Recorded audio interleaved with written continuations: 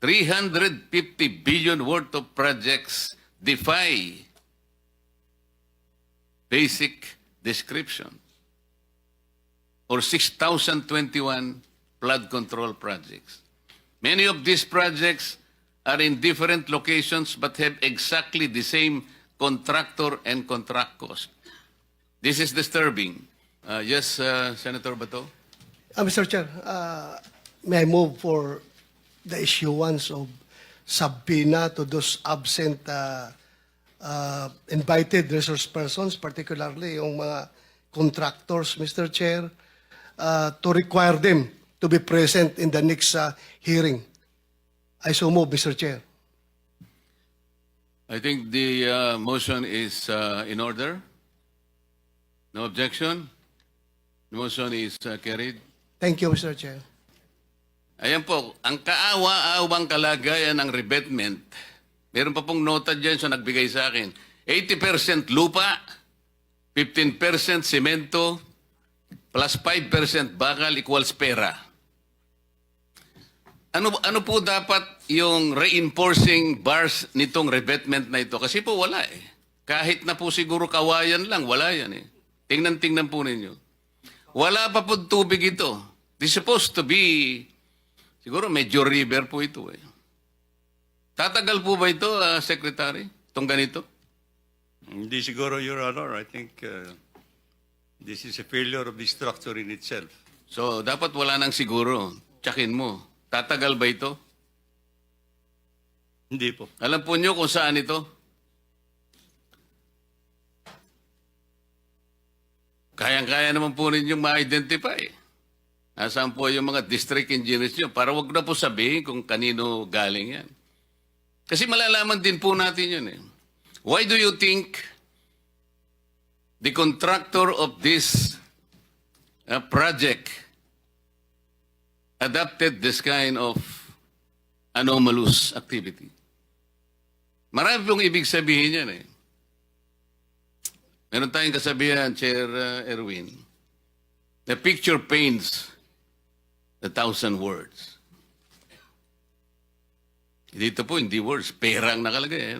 80% lupa plus 15% semento, 5 plus 5% pera, 5% bakal, ano daw, Chairman? Oo nga, equals?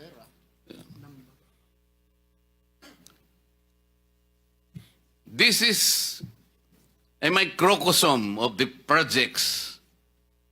I think this completely represents the project na ginagawa po ngayon. Kaya wala po talagang mangyayari sa mga projects. Ang contractor po nito ay St. Timothy Construction Corporation. Nandito po ba ang representative? Ang sinasabi ko po yung kalumpit. Hindi ko po sinasabi ito. Ito ano lang po ito. Ibang project po ito. Pinakikita ko lang para magkaroon po ng idea ang mga kababayan natin kung sila'y sumusubaybay sa atin. Pero yung sinasabi natin sa Kalumpit, Bulacan kanina, ang contractor po, ito yung embankment, is St. Timothy Construction Corporation. Meron po bang representative ngayon?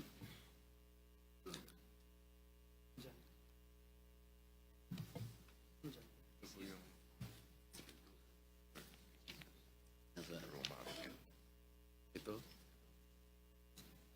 Roma Angeline? The representative is one Miss Maria Roma Angeline Rimando. Nandyan po ba kayo? Madam?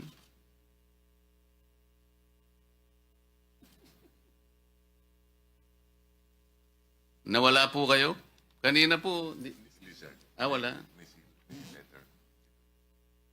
Wala pala sila.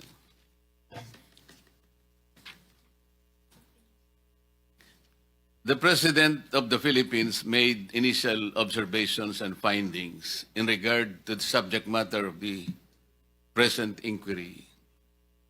The amount of some 100 billion pesos or 18% of the entire 545 billion budget for flood control projects between July 2022 to May 2025 was awarded to only 15 out of 2,409 accredited contractors in the country. Question: is this statement of the President fair?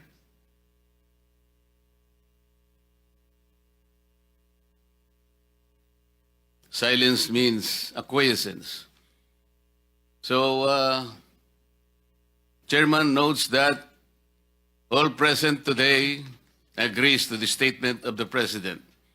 And the 15 contractors referred to were invited as early as last Saturday, Director General, Friday, and on at least 7 of them replied and sent representatives this morning. Legacy Construction Corporation, Alpha and Omega General Contractor and Development Corporation, St. Timothy Construction Corporation, QM Builders, EGB Construction Corporation, Top-Notch Catalyst Builders, Inc., Centerways Construction and Development, Inc., SunWest, Inc., Highton Construction and Development Corporation, 888 Construction and Supply, Inc., Royal Crown Monarch Construction and Supplies Corporations, Wawo Builders, MG Samidan Construction, LRTK Builders, Inc., and Road Edge Trading and Development Services. These 15 contractors were mentioned by the President.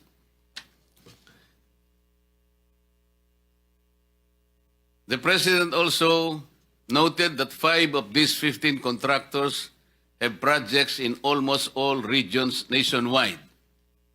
He mentioned Legacy Construction Corporation, Alpha and Omega General Contractors and Development Corporation, St. Timothy Construction Corporation, EGB Construction Corporation, and Road Edge Trading and Development Services.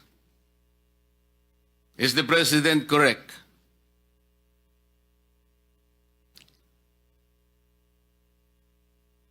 Your silence is also acquiescence.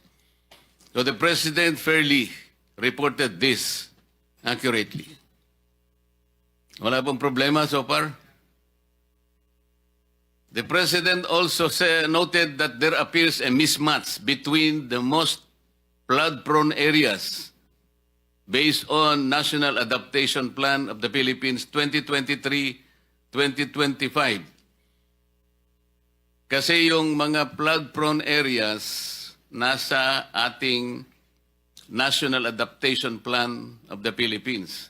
Ito po yung mga probinsya ng Pampanga, Nueva Ecija, Pangasinan, Tarlac, Bulacan, Metro Manila, Maguindanao, North Cotabato, Oriental Mindoro, and Ilocos Norte. These are the flood-prone areas. As opposed to the top 10 provinces awarded with the highest number of flood control projects by the DPWH.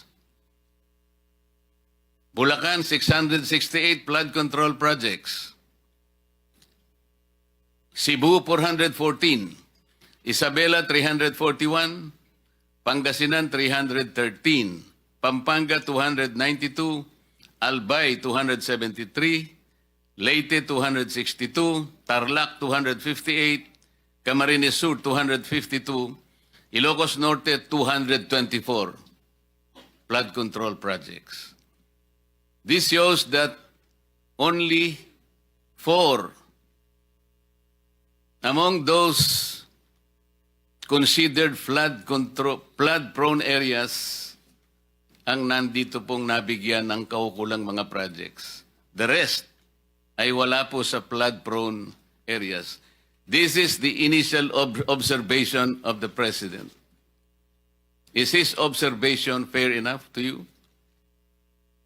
Meron po bang gustong kumontra sa observation ng President?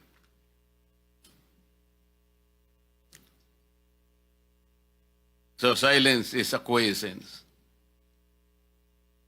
Ang sabi pa ng Pangulo, more than 350 billion or 6,200 21 flood control projects do not specify the exact type of flood control that is being built.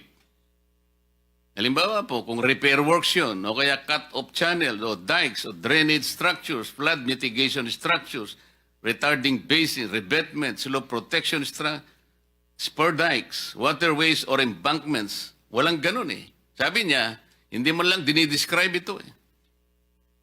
350 billion worth of projects defy basic description. Or 6,021 flood control projects. Many of these projects are in different locations but have exactly the same contractor and contract cost.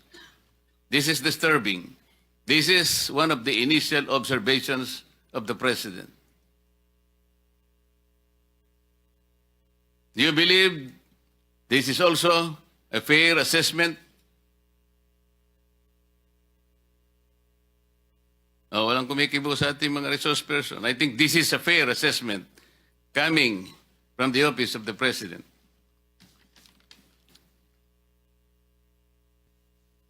This is a microcosm of the projects. I think this completely represents the project na ginagawa po ngayon. Kaya wala po talagang mangyayari sa mga projects. Ang contractor po nito ay St. Timothy Construction Corporation. Nandito po ba ang representative? Ang sinasabi ko po yung kalumpit. Hindi ko po sinasabi ito. Ito ano lang po ito, ibang project po ito. Pinakikita ko lang para magkaroon po ng idea ang mga kababayan natin kung sila'y sumusubaybay sa atin. Pero yung sinasabi natin sa Kalumpit, Bulacan kanina, ang contractor po, ito yung embankment, is St. Timothy Construction Corporation. Meron po bang representative ngayon?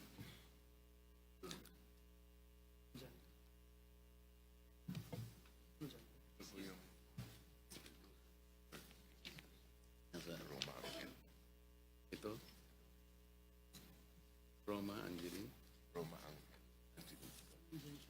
The representative is one Miss Maria Roma Angeline Rimando. Nandyan po ba kayo, Madam?